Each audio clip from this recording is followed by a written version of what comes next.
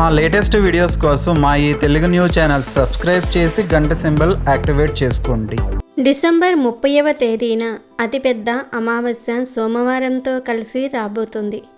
ఈ అమావాస్య 100 సంవత్సరాలకు వస్తుంది. చాలా పవర్ఫుల్, చాలా శక్తివంతమైనది.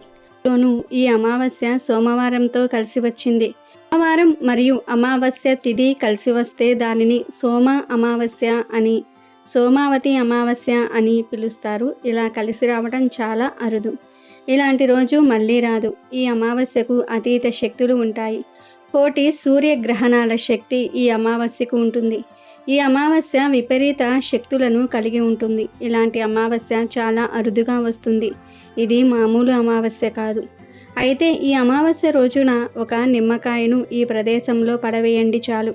60 నిమిషాల్లో మీకు ఉన్న కష్టాలన్నీ కూడా పోతాయి. మీ ఇంట్లో ధనవర్షం కురుస్తుంది. మీ దరిద్రమంతా కూడా పోతుంది. చాలా అద్భుతమైన ఫలితాలు వస్తాయి. కాబట్టి ఈ శక్తివంతమైన అమావాస్య రోజున తప్పకుండా ఈ పరిహారాన్ని ఆచరించండి. ఈ పరిహారం వలన మీకు మంచి జరగటమే కాకుండా మీ ఇల్లంతా కూడా ఐశ్వర్యంతో నిండిపోతుంది. అనేక రకాల సమస్యల నుండి మీరు బయటపడగలుగుతారు. మీకు అన్ని విధాలుగా కూడా కలిసి వస్తుంది. ఈ అమావాస్య మరియు పరమ పవిత్రమైనది, అతీత శక్తులతో కూడి వస్తుంది కనుక తప్పక ఈ పరిహారాన్ని చేయండి. నిమ్మకాయ అన్ని రకాల దుష్ట శక్తులను, నెగిటివ్ ఎనర్జీని తీసివేస్తుంది. నిమ్మకాయకు మన కష్టాలను లాగేసుకునే శక్తి ఉంది. మన జీవితాన్ని అద్భుతంగా ఆనందమయంగా మార్చేసే శక్తి ఉంది. కనుక అందరూ కూడా అమావాస్య రోజు తప్పక ఈ నిమ్మకాయ పరిహారాన్ని పాటించండి. చాలామంది మాకు కష్టాలు ఉన్నాయి, ఆ కష్టాలు తీరటం లేదు, కొత్త సమస్యలు వస్తూనే ఉంటున్నాయి, మేము ఎప్పుడూ కూడా కష్టాలు అనుభవిస్తూనే ఉంటున్నాము, మేము ఉండే ఇంట్లో ఏదైనా లోపం ఉందేమో, ఈ ఇల్లు మాకు కలిసి రావటం లేదేమో అని ఆలోచిస్తూ ఉంటారు. ఇలా మాకు సమస్యలు ఉన్నాయి, కష్టాలు ఉన్నాయి, మా ఇల్లు కలిసి రావటం లేదు, అప్పుల బాధలు ఉన్నాయి, ఆరోగ్య సమస్యలు వస్తూ ఉన్నాయి, మనశ్శాంతిగా ఉండలేకపోతూ ఉన్నాము అని బాధపడే వారందరూ కూడా తప్పకుండా ఈ నిమ్మకాయ పరిహారం చేసుకోండి. అలా చేసుకుంటే మీ ఇల్లు మీకు అనుకూలంగా మారిపోతుంది. మీ సమస్యలు తొలగిపోతాయి, అప్పులు తీరిపోతాయి. అంతేకాదు దిష్టి దోషాలు, నెగిటివ్ ఎనర్జీ అన్నీ కూడా పోతాయి. ఇంటి పరంగా ఉండే సమస్యలన్నీ కూడా పోతాయి. మరి ఇంతకీ ఈ అమావాస్య రోజు నిమ్మకాయతో ఏం చేయాలి అనే విషయాన్ని ఇప్పుడు మనం ఈ వీడియోలో వివరంగా తెలుసుకుందాము. ఫ్రెండ్స్, ఫస్ట్ అయితే ఈ వీడియోకి ఒక లైక్ కొట్టి అలాగే మా ఛానల్ని కూడా సబ్స్క్రైబ్ చేసుకొని మాకు సపోర్ట్ చేయండి. మనకు నెలలో మొత్తం 12 అమావాస్యలు వస్తాయి. ప్రతి అమావాస్యకు శక్తులు ఉంటాయి. కానీ ఈ అమావాస్య మాత్రం మామూలుది కాదు, చాలా శక్తివంతమైనది. కాబట్టి ఈ అమావాస్య రోజు ఏ విధమైన పరిహారాలు చేసినా అద్భుత ఫలితాలు వస్తాయి. ముఖ్యంగా ఈ అమావాస్య ఈ సంవత్సరంలో ఆఖరిది. ఈ అమావాస్య తర్వాత రోజే జనవరి 1 వస్తుంది కనుక ఈ నిమ్మకాయ పరిహారం చేస్తే మీకు ఉండే కష్టాలన్నీ, బాధలన్నీ, దరిద్రాలన్నీ, దృష్టి, నెగిటివ్ ఎనర్జీ అన్నీ కూడా పోతాయి. 2025వ సంవత్సరంలో, కొత్త సంవత్సరంలో మీరు ఆనందంగా ఉండగలుగుతారు. ఇక 2025లో మీకు తిరగనేదే ఉండదు. పట్టిందల్లా బంగారంలాగా మారుతుంది. అలాగే ఇంకొక ముఖ్య విషయం ఏమిటి అంటే ఈ అమావాస్య రోజున ఎట్టి పరిస్థితుల్లోనూ కూడా ఉల్లిని, వెల్లుల్లిని తినవద్దు. ఏ రూపంలోనూ కూడా ఈరోజు ఉల్లి, వెల్లుల్లిని తినకూడదని శాస్త్రాలు చెప్తూ ఉన్నాయి. సోమవారంతో అమావాస్య కలిసి వచ్చిన రోజున తెలియక అయినా ఉల్లిని, వెల్లుల్లిని ఆహారంగా స్వీకరిస్తే నరకానికి పోతారని శాస్త్రాలు చెప్తూ ఉన్నాయి. కనుక ఆడవారు గుర్తుంచుకోండి, ఈ సోమావతి అమావాస్య రోజు వంటల్లో ఉల్లిని, వెల్లుల్లిని వాడవద్దు. ఎందుకంటే ఆడవారు ఏం వండితే ఇంట్లోని వారందరూ కూడా అదే తినేస్తారు. మీరు ఉల్లిని, వెల్లుల్లిని వాడకపోతే ఇంట్లో వారెవరూ తినలేరు కదా. అందుకని ఈరోజు ఉల్లిని, వెల్లుల్లిని వంటల్లో వాడవద్దు, ఏ రూపంలోనూ కూడా తినవద్దు. ఈ శ్రావణ రోజు నిమ్మకాయతో ఒక పరిహారం చేస్తే చాలు, 60 నిమిషాల్లో కష్టాల నుండి బయటపడతారు అని శాస్త్రాలు చెప్తూ ఉన్నాయి.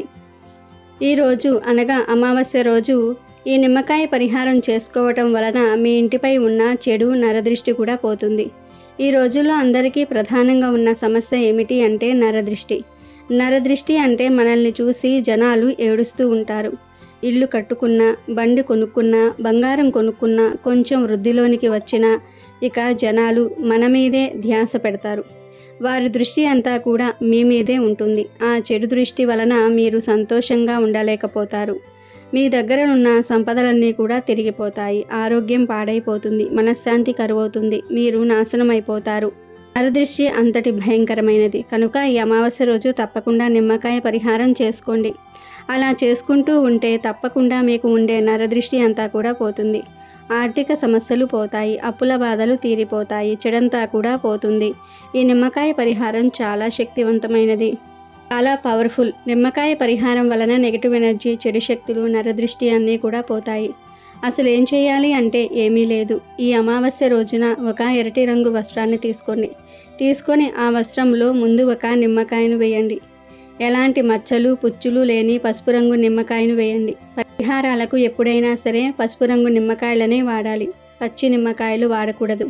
ముందు ఒక రెడ్ క్లాత్ తీసుకోండి. చిన్న జాకెట్ ముక్కను లేదా చిన్న కర్చీఫ్ను తీసుకొని అయినా సరే వాడుకోవచ్చు. ఆ ఎర్ర రంగు క్లాత్లో ముందు నిమ్మకాయను వేయండి. తర్వాత గుప్పెడు గల్లులుప్పు వేయండి. గల్లులుప్పు చాలా శక్తివంతమైనది.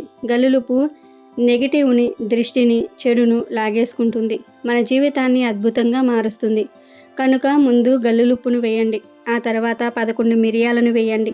మిరియాలు కూడా చాలా పవర్ను కలిగి ఉంటాయి. మిరియాలు ఎక్కడ ఉంటే అక్కడ దిష్టి ఉండదు. మిరియాలు నల్లగా ఉంటాయి, దుష్ట శక్తులను తరిమి కొడతాయి. కనుక 11 నల్ల మిరియాలు కూడా వేయండి. ఆ తర్వాత కొన్ని నల్ల ఆవాలు వేయండి. అంటే 1 స్పూన్ అంతా నల్ల ఆవాలు వేయండి. ఆవాలకు పరిహార శాస్త్రంలో ఎంతో ప్రాధాన్యత ఉంది. ఆవాల శక్తి గురించి ప్రత్యేకంగా చెప్పవలసిన అవసరం లేదు. ముందు క్లాత్ తీసుకొని దానిలో నిమ్మకాయ వేయండి. ఆ పైన గుప్పెడు గల్లులుప్పు కూడా వేయండి. తర్వాత 11 మిరియాలు, 1 స్పూన్ నల్ల ఆవాలు వేయండి. చివరిలో చిటికెడు పసుపు, కుంకుమలను కూడా వేయండి. తర్వాత వీటన్నిటినీ కూడా కలిపి ఒక చిన్న మూటలాగా కట్టండి. ఆ తర్వాత ఈ మూటను మీ ఎడమ చేతితో పట్టుకొని మీ ఇల్లంతా తిరగండి. అంటే మీ ఇంట్లో ఎన్ని గదులు ఉన్నాయో అన్ని గదుల్లో తిరగండి. అలా తిరగటం వలన ఆ గదుల్లో ఉండే నెగిటివ్ ఎనర్జీని ఈ మూట లాగేసుకుంటుంది. అలా తిరిగేసిన తర్వాత ఈ మూటను తీసుకుని వెళ్ళి మీ ఇంట్లో ఏదో ఒక మూలన రహస్యంగా ఉండే చోట, ఎవరికీ కనపడని చోట పెట్టండి. వంటగదిలో కానీ, హాల్లో కానీ, బెడ్రూమ్లో కానీ ఎక్కడో ఒక చోట ఏదో ఒక మూలన పెట్టండి. పెట్టి అలా 48 గంటలు వదిలివేయండి. అంటే 2 రోజులు అలా వదిలివేయండి. 2 రోజుల తర్వాత ఆ మూటను తీసి దానిని ఎవరి కంటా పడనీయకుండా తీసుకుని వెళ్ళి 3-4 రోడ్లు కలిసే చోట పడవేయండి. అంటే రోడ్లు కలుస్తాయి కదా, జంక్షన్ అవుతాయి కదా, అలాంటి చోట పడవేయండి. పడేసి వెనక్కి తిరిగి చూడకుండా ఇంటికి వచ్చేయండి. ఇంట్లోకి వెళ్ళే ముందు కాళ్ళు చేతులు కడుక్కొని వెళ్ళండి. ఇలా ఈ చిన్న పరిహారం చేస్తే 60 నిమిషాల్లో ఖచ్చితమైన ఫలితాలు వస్తాయి. మీ ఇంట్లో ఉండే నెగిటివ్ ఎనర్జీ, దుష్టశక్తులు, మీ ఇంటికి ఉండే నరదృష్టి, మీకు ఉండే ఆర్థిక ఆరోగ్య సమస్యలు అన్నీ కూడా పోతాయి. 60 నిమిషాల్లోనే మీకు మార్పు చూస్తారు. ఏదో ఒక శుభవార్త వింటారు. మీ కష్టం నుండి బయటపడే మార్గం తెలుస్తుంది. కనుక ప్రతి ఒక్కరూ కూడా ఈ అమావాస్య రోజు ఈ చిన్న పరిహారాన్ని చేసి శుభ ఫలితాలను పొందండి. ఈ అమావాస్య సోమవారంతో కలిసి రావటం వలన దీనిని సోమవతి అమావాస్య అని కూడా పిలుస్తారు. ఇలా 100 సంవత్సరాల క్రితం వచ్చింది, మళ్ళీ ఇప్పుడు వచ్చింది కనుక ఇది సామాన్యమైనది కాదు. అయితే ఈ సోమవతి అమావాస్య రోజు స్త్రీలు, ముఖ్యంగా సుమంగళి స్త్రీలు చిటికెడు పసుపుతో ఒక చిన్న పరిహారం చేస్తే భర్త సంపాదన విపరీతంగా పెరుగుతుంది. కోట్లు సంపాదించే స్టేజ్కి వెళ్తారు. లక్ష్మీదేవి అనుగ్రహం, గౌరీదేవి అనుగ్రహం లభిస్తుంది. దీర్ఘ సుమంగళి యోగం సిద్ధిస్తుంది. కష్టాలు, సమస్యలు, దరిద్ర బాధలన్నీ కూడా తొలగిపోతాయి. పసుపు చాలా పవిత్రమైన, శుద్ధి అయిన పదార్థం. పసుపును పార్వతీదేవి స్వరూపంగా భావిస్తారు.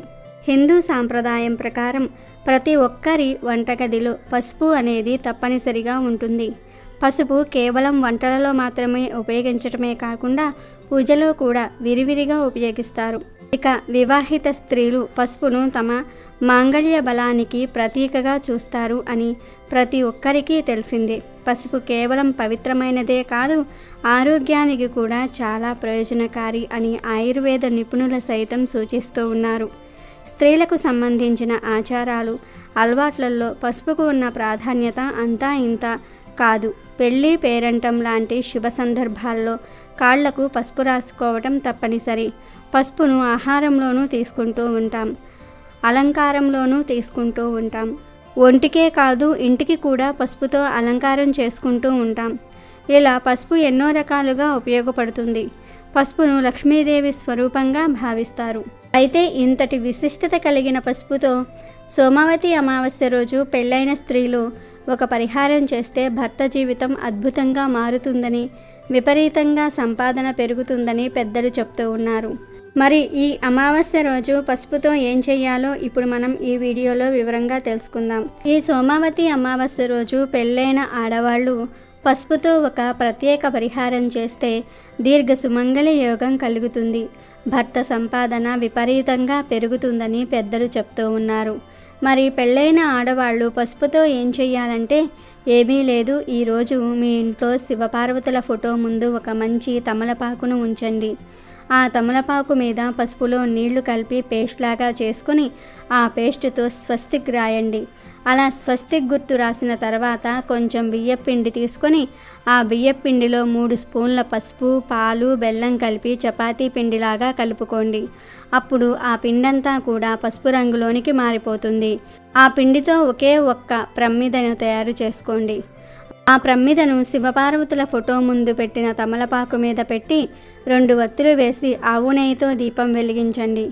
దీపం వెలిగించిన తర్వాత పసుపు కుంకుమలతో బొట్లు పెట్టి పూలను సమర్పించి చిన్న బెల్లం ముక్కను నివేదించండి. ఇలా సోమావతి అమావాస్య రోజు స్త్రీలు పసుపుతో దీపాన్ని వెలిగించిన తర్వాత పార్వతీదేవికి నమస్కారం చేసుకుని, అమ్మ తల్లి, నాకు నిండు నూరేళ్ళు సుమంగలిగా ఉండే భాగ్యం ఇవ్వు తల్లి. మా వారి సంపాదన పెరిగి మా కుటుంబమంతా కూడా సంతోషంగా ఉండేలాగా చూడు తల్లి అని మనస్ఫూర్తిగా కోరికను చెప్పుకోండి. మీ కోరికను వివరించి అమ్మవారికి చెప్పుకోండి. ఎంతో శక్తివంతమైన ఈ అమావాస్య రోజు ఇలా పసుపుతో దీపం వెలిగిస్తే వచ్చే ఫలితాన్ని మాటల్లో చెప్పలేము. అంతటి అద్భుతమైన ఫలితాలు వస్తాయి. కోరిన కోరికలు నెరవేరుతాయి. దీర్ఘ సుమంగళి యోగం సిద్ధిస్తుంది. భర్త సంపాదన కూడా పెరుగుతుంది. మరి ఇలా పెట్టిన పసుపు దీపాన్ని ఏం చేయాలి అనే సందేహం రావచ్చు. మరునాడు ఈ దీపాన్ని మిగిలిపోయిన వత్తులను తీసి ఎక్కడైనా సరే పచ్చటి చెట్టు మొదట్లో పడేస్తే సరిపోతుంది. అలాగే ఈ సోమావతి అమావాస్య రోజు ఆడవారు స్నానం చేసేటప్పుడు కూడా మంగళసూత్రాలకు పసుపు రాసుకోండి.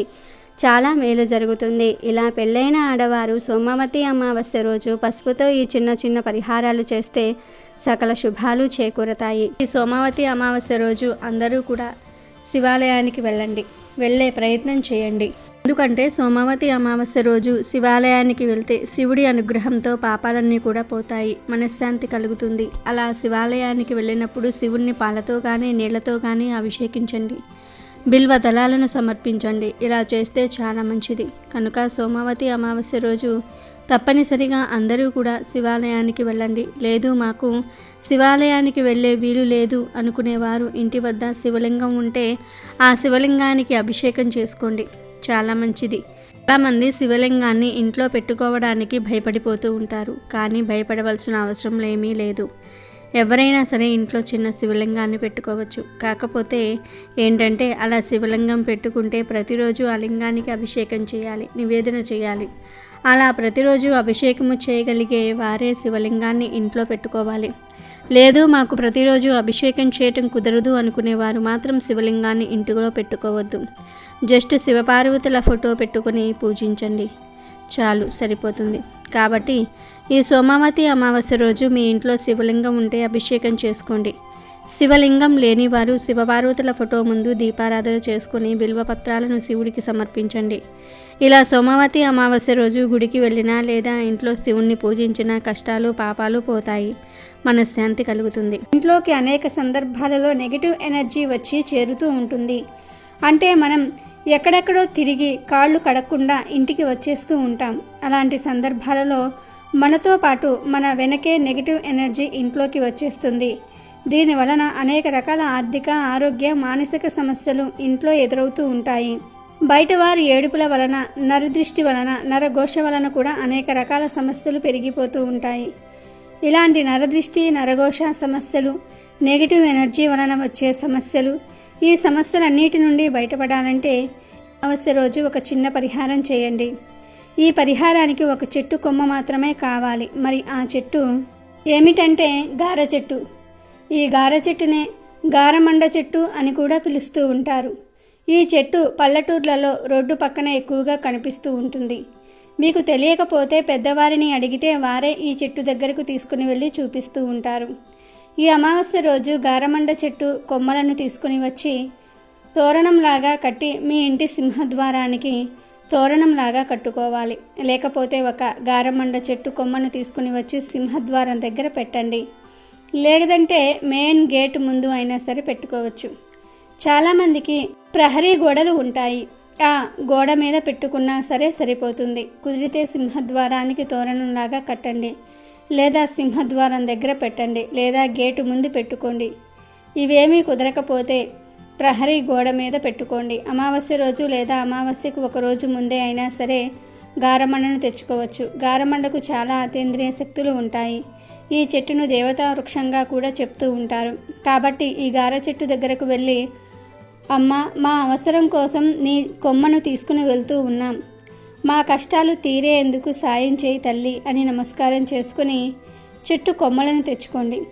ఈ కొమ్మలపై పసుపు నీటిని చల్లి ఆ తర్వాత అమావాస్య రోజు సాయంత్రం 6:15 తర్వాత ఈ కొమ్మను ఇప్పుడు మనం చెప్పుకున్న ప్రదేశంలో పెట్టుకోండి. ఇలా చేయటం వలన నెగిటివ్ ఎనర్జీ పోయి దిష్టి దోషాలు కూడా పోతాయి. మీకు అన్ని శుభాలే జరుగుతాయి. ఇంకా ప్రతి ఒక్కరూ కూడా అమావాస్య రోజు కొమ్మను తెచ్చి ఇంట్లో అక్కడ పెట్టి సంతోషంగా జీవించండి. ఇక ఈ బకుల అమావాస్య రోజు కొన్ని పనులు అస్సలు చేయకూడదని శాస్త్రాలు కూడా చెప్తూ ఉన్నాయి. ఈ రోజు అంటే మార్గశిర అమావాస్య రోజు పొరపాటున కూడా సూర్యోదయం తర్వాత నిద్రలేవకూడదు. అంటే సూర్యోదయానికి పూర్వమే నిద్రలేవాలి అని దీని అర్థం. ఇలా ఈరోజు చేయకపోతే అది దరిద్రానికి దారితీస్తుంది. ఇలా నిద్రలేచి తలస్నానం తప్పకుండా చేయాలి. మార్గశిర అమావాస్య రోజు తలస్నానం చేయకపోతే దరిద్రం. ఇలా తలస్నానం చేసే సమయంలో షాంపూలు ఏమీ వాడకుండా కేవలం తల మీద నీటిని మాత్రమే పోసుకోవాలి. ఇక ఈరోజు షేవింగ్, గెడ్డం చేసుకోవటం, గోర్లు కత్తిరించుకోవటం వంటివి అస్సలు చేయకూడదు. ఇలాంటి పనులు ఎంతో శక్తివంతమైన ఈ అమావాస్య రోజు చేస్తే దరిద్రం పడుతుంది. ఇలాంటి పనుల వల్ల భవిష్యత్తులో ఆర్థిక సమస్యలు ఎదురవుతాయి. పూర్వం అమావాస్య రోజు మధ్యాహ్నం మాత్రమే భోజనం చేసి రాత్రి అల్పాహారం తీసుకునేవారు. ఎందుకంటే అమావాస్య రోజు రాత్రి ఆహారం భుజించటం అనారోగ్యానికి దారితీస్తుంది. కాబట్టి ఈరోజు రాత్రికి అల్పాహారం తీసుకుంటే మంచిది. ఇక ఈరోజు ముఖ్యంగా ఉదయం 5 నుండి 6 గంటల మధ్యలో, సాయంత్రం 5 గంటల నుండి 6 గంటల మధ్య అసుర సంధ్య వేళల్లో తలకు నూనె పెట్టకూడదు. అమావాస్య రోజు ఇలా చేస్తే దరిద్రానికి సంకేతమవుతుంది. అదేవిధంగా ఈరోజు అంటే అమావాస్య రోజు పొరపాటున కూడా మధ్యాహ్నం నిద్రించకూడదు. ఇది దరిద్ర దేవతను ఆహ్వానించినట్లుగా అని శాస్త్రాలు చెప్తూ ఉన్నాయి. అమావాస్య సోమవారంతో కలిసి వచ్చింది కనుక దీనినే సోమావతి అమావాస్య అంటారు. ఇది చాలా శక్తివంతమైన అమావాస్య. సోమావతి అమావాస్య శివరాత్రి కంటే గొప్ప పర్వదినము. కోటి సూర్యగ్రహణాలకు సమానమైన శక్తి ఈ రోజుకు ఉంటుంది. ఇటువంటి అద్భుతమైన రోజును వృధా చేయకుండా శివారాధన చేస్తే సకల శుభాలు కలుగుతాయి. కాశీలో సోమవారంతో కూడిన అమావాస్య రోజు 2 కాకులు శివుడు చుట్టూ ప్రదక్షిణం చేసి ఆ 2 కాకులు శాశ్వతంగా ప్రథమ ఘనాలలో కలిసిపోయాయి. ఇలాంటి శక్తివంతమైన రోజు 2 కాకులు ప్రదక్షిణం చేసినంత మాత్రానే ఆ మహాశివుడు ఆ కాకులకు ప్రథమ ఘనాధిపత్యం ఇచ్చినట్లు కాశీఖండం చెప్తోంది. ఈరోజు ఎవరైనా వీలు కల్పించుకుని ఈశ్వర ఆరాధన గుడిలో లేదా ఇంట్లో చేసుకుంటే సకల అభిష్టాలు నెరవేరుతాయి. శివ పురాణంలో రుద్రకంఠంలో ఈ పర్వదినం గొప్పతనం గురించి ఇలా వివరించటం జరిగింది. ఒక అర్చకుడు ఈ పర్వదినం రోజు శివలింగం మీద ఒక బిల్వపత్రాన్ని ఉంచుతాడు. ఆ బిల్వపత్రం కింద ఒక చీమ ఉంది. అలా బిల్వపత్రంలో ఉన్న చీమ శివలింగం మీద నుండి పానమట్టంపై పడింది. అది తెలియకనే పానమట్టం చుట్టూ కూడా కంగారుగా తిరిగింది. అలా తెలియక సోమావతి అమావాస్య రోజు ఒక్కసారి ప్రదక్షిణం చేసిన పుణ్యానికి మహాశివుడు సంతోషించి ఆ చీమకు మానవ జన్మ ఇచ్చి వచ్చే జన్మలో కాశీరాజు అవుతావు అని వరం ప్రసాదించాడు. అలా ఆ చీమ తర్వాత జన్మలో కాశీ పట్టణానికి మహారాజుగా మారింది. సోమావతి అమావాస్య రోజు తెలియక చీమ ఒక్కసారి శివలింగం చుట్టూ తిరిగినంతనే అంతటి పుణ్యాన్ని చీమకు మహాశివుడు ప్రసాదించాడు. అంతటి శక్తి సోమావతి అమావాస్యకు ఉన్నది. సోమావతి అమావాస్య వెనక ఒక కథ ఉంది. శ్రీ మహావిష్ణువు తన నాభి కమలము నుండి బ్రహ్మను సృష్టించాడు. ఆ బ్రహ్మ ప్రజాపతులను సృష్టించాడు. వారిలో దక్ష ప్రజాపతి ఒకడు. దక్ష ప్రజాపతి తన కుమార్తెలలో 27 మందిని చంద్రుడికి ఇచ్చి వివాహము చేశాడు. ఒక కుమార్తెను పరమేశ్వరునకు ఇచ్చాడు. ఆమెయే దాక్షాయణి.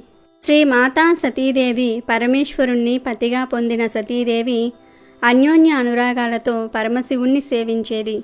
ఒకసారి సతీ తండ్రి అయిన దక్షుడు అహంకారానికి వశమవుతాడు. అది ఎలా అంటే పరమశివుడు ప్రతిరోజు సాయంత్రం నాట్యం చేస్తాడు. అందుకే ఆయనకు నటరాజు అనే పేరు కూడా వచ్చింది. ఆ నాట్యం చూడడానికి ముక్కోటి దేవతలు వస్తారు. దక్షుడు కూడా అలా శివుడు నాట్యం చూడడానికి వచ్చేవాడు. దక్షుడు మామగారు అయినప్పటి నుండి శివుడు నాట్యం పూర్తయిన తర్వాత ముందుగా దక్షుణ్ణి సాగనంపి తర్వాత మిగతా దేవతలను సాగనంపేవాడు. అయితే ఒకరోజు శివుడు వీలు లేక దేవతలందరినీ ముందు సాగనంపి చివరకు దక్షుణ్ణి సాగనంపాడు. దాంతో కోపం వచ్చిన దక్షుడు అహంకారానికి వశమవుతాడు. ఓ పెద్ద యజ్ఞం తలపెట్టి తన అల్లుడైన చంద్రుణ్ణి అలాగే దేవతలందరినీ ఆ యజ్ఞానికి ఆహ్వానిస్తాడు దక్షుడు. కానీ కుమార్తెను శివుణ్ణి పిలవలేదు. పరీక్ష్యాది మహర్షులు దక్షుడికి హితబోధ చేయబోయారు. కానీ దక్షుడు వినలేదు. నారద మహర్షుల వారు సతీదేవికి తన తండ్రి ఓ పెద్ద యజ్ఞం తలపెట్టబోతూ ఉన్నాడని తెలియజేస్తాడు. యజ్ఞ కార్యాన్ని గురించి విన్న సతీదేవి పరమశివుణ్ణి యజ్ఞానికి వెళ్ళడానికి అనుమతి కోరింది. దానికి శివుడు పిలవని పేరంటానికి వెళ్ళటం తగదంటూనే అనుమతి ఇచ్చాడు. ఆమెతో పాటు సహాయకారులుగా కొంతమంది ప్రథమ గణాన్ని పంపించాడు. సతీదేవి యజ్ఞశాలకు చేరింది. దక్షుడు పిలవకపోయినా వచ్చిన కుమార్తెని చూసి దగ్గరకు వచ్చి పరమశివుణ్ణి నిందించాడు. అతడు రాకపోతే నష్టం లేదు, నువ్వు వచ్చావు చాలా సంతోషం అన్నాడు. అలా శివుణ్ణి నానా రకాలుగా నిందించాడు. ఆ మాటలు భరించలేని సతీదేవి తండ్రికి అక్కడ ఉన్న దేవతలందరికీ పరమశివుడి గొప్పతనం చెప్పి శివనింద చేసిన వాడి కుమార్తెగా ఉండకూడదని నిశ్చయించుకుంది. దాంతో సతీ అగ్నిగుండము దగ్గరకు వెళ్ళి యోగాగ్నిలో కూర్చొని తనను తాను దహనం చేసుకుంది. సతీదేవి మరణం గురించి విన్న శివుడు ఆగ్రహోద్రగ్రుడయ్యాడు. వెంటనే తన వెంట్రుకలతో వీరభద్రుణ్ణి సృష్టించాడు. ప్రథమ గణాలతో పాటుగా ఆ వీరభద్రుడు దక్షుడి మీదికి దాడి చేశాడు. అక్కడ యజ్ఞానికి వచ్చిన వారందరినీ చితకబాదాడు. శివగణాల చేతిలో చావు దెబ్బలు తిన్న వారిలో చంద్రుడు కూడా ఉన్నాడు. చంద్రుడు సాక్షాత్తు శివుడికి తోడల్లుడు అయినా శివుణ్ణి అవమానించే కార్యక్రమంలో పాల్గొన్నందుకు తగిన శాస్తిని అనుభవించాడు.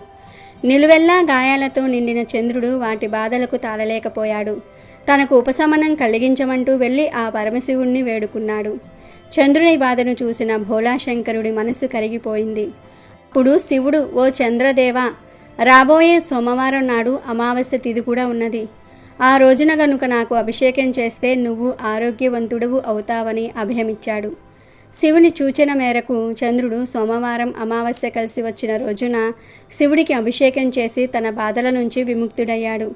అప్పటి నుంచి సోమవారం నాడు వచ్చే అమావాస్యను సోమావతి అమావాస్య అనే పేరుతో పిలవటం జరుగుతోంది. సోముడు అంటే చంద్రుడు అన్న అర్థం ఉంది. ఆ చంద్రుని ధరించాడు కాబట్టి శివుణ్ణి కూడా సోమేశ్వరుడు అని పిలుస్తారు. ఇది సోమావతి అమావాస్య వెనుక ఉన్న కథ. ఈ అమావాస్య రోజున గంగానదిలో స్నానం చేస్తే చాలా పుణ్యం లభిస్తుంది. లేదు అంటే దగ్గరలో ఉన్న సముద్రాలు లేదా దేవాలయాలలో ఉండే కోనేరులో కూడా స్నానం చేయవచ్చు. ముఖ్యంగా కాశీ, ప్రయాగ, హరిద్వార్ వంటి పుణ్యక్షేత్రాల్లో స్నానం చేయాలని పురాణాల్లో ఉంది. రోజు అక్కడికి భక్తులు కూడా ఎక్కువగా వచ్చి స్నానమాచరించి పూజా కార్యక్రమాల్లో పాల్గొంటారు. భక్తుల విశ్వాసం ప్రకారం శివుడు ప్రధానంగా సోమావతి అమావాస్య రోజు గంగా స్నానం చేసి వారికి అదృష్టం మరియు సంపద మరియు మోక్షాన్ని ఇస్తారు అని ప్రతీతి. గంగానదిలో స్నానం చేయలేని వారు సముద్రాలు లేదా దేవాలయాలలో ఉండే కోనేరులో లేదా దగ్గరలో ఉండే నదుల్లో, కాలువల్లో కూడా స్నానం చేయవచ్చు. ఇలా చేస్తే జన్మజన్మల పాపాలు పోతాయి. శివుడికి సోమవారం అంటే చాలా ఇష్టం అన్న విషయం తెలిసిందే. అమావాస్య నాడు ఆయనను పూజిస్తే కూడా విశేష ఫలితం లభిస్తుందని చెప్తూ ఉంటారు. ఇక సోమవారం అమావాస్య కలిసి వస్తే రోజే సోమావతి అమావాస్య. శివారాధనకు ఇది ఒక విశిష్టమైన రోజు. ఈ రోజున పుణ్యనదులలో స్నానం చేసి పేదలకు దానం చేస్తారు. దీంతో పాటు పూర్వీకుల ఆత్మశాంతి కోసం శ్రాద్ధం, తర్పణం కూడా చేస్తారు. దీని వలన పితృదోషాలు కూడా పోతాయి. మిగతా దేవుళ్ల కన్నా శివుడు భక్తుల కోరికలను తేలికగా నెరవేరుస్తాడని, భక్తులను త్వరగా అనుగ్రహిస్తాడని ప్రతీతి. రాక్షసులను సైతం అనుగ్రహించి వరాలు కురిపిస్తాడు కాబట్టే శివుణ్ణి భోళాశంకరుడు అని అంటారు. బిల్వ పత్రాలతో అభిషేకిస్తే చాలు కోరిన కోరికలు తీరుస్తాడు. ఆ మహాదేవుణ్ణి ఎక్కువగా సోమవారం రోజు మాత్రమే పూజిస్తారు. శివునికి సోమవారం అంటే చాలా ఇష్టం అన్న విషయం తెలిసిందే. అమావాస్య నాడు ఆయనను పూజిస్తే కూడా విశేష ఫలితం లభిస్తుందని పెద్దలు చెప్తూ ఉన్నారు. ఇక సోమవారము మరియు అమావాస్య కలిసి వచ్చే రోజే సోమావతి అమావాస్య. శివారాధనకు ఇది ఒక విశిష్టమైన రోజు. సోమావతి అమావాస్య రోజున శివుడికి అభిషేకం చేస్తే విశేషమైన ఫలితం వస్తుందని పండితులు చెప్తూ ఉన్నారు. ఈరోజు తలారా స్నానం చేసి శివుణ్ణి పంచామృతాలతోనూ జలంతోనూ అభిషేకించుకోవాలి. ఇలా అభిషేకించిన తర్వాత శివుణ్ణి బిల్వ పత్రాలతో పూజించి శివ స్తోత్రాలతో కొలిస్తే సంపూర్ణ ఆయురారోగ్యాలు సిరి సంపదలు లభిస్తాయని నమ్మకము. ఈ పూజ పంచారామాలలో కానీ రాహుకాలంలో కానీ సాగితే మరింత విశిష్టమైన ఫలితం దక్కుతుంది. ఏదీ కుదరకపోతే కనీసం శివ పంచాక్షరి జపంతో అయినా సరే ఈ రోజును గడిపితే ఎంతో పుణ్యం వస్తుంది. సోమావతి అమావాస్య రోజున రావి చెట్టుకు 108 సార్లు ప్రదక్షిణలు చేసి ఉపవాసం ఉన్నచో జాతకంలో ఉండే సకల దోషాలు తొలగిపోతాయని విశ్వాసము. రావి చెట్టులో ఎల్లప్పుడూ బ్రహ్మ విష్ణు మహేశ్వరులు కొలువుతీరి ఉంటారు కనుక ఈ రోజున రావి చెట్టును శక్తి కొలది పూజించాలి. అమెజాన్లో బెస్ట్ డిస్కౌంట్స్ కోసం వీడియో డిస్క్రిప్షన్లో లింకు ఉంది, చూడండి. అలాగే మా టెలిగ్రామ్ ఛానల్ సబ్స్క్రైబ్ చేసుకోండి.